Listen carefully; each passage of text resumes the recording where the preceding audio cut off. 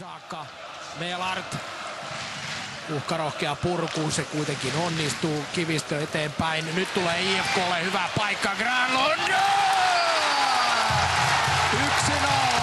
IFK:lle. Maalintekijä nuori Nero Mikael Granlund. Aivan huikea suoritus nuorelta kaverilta. Sinisen jälkeen leikkaa keskelle, odottaa.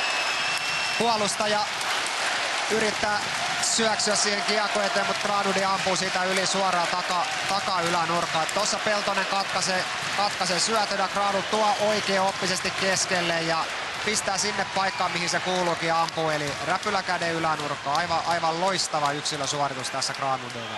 Tilanne lähti Niemen huonosta avaussyötöstä. Kyllä, minkä sitten Ville Peltonen luki hienosti ja Granlund pääsi tuossa Haatajan kanssa puolittaisen 2-1 tilanteeseen ja siitä puolustaja edestä oikeaoppisesti takaylänurkkaan, hieno laukaus.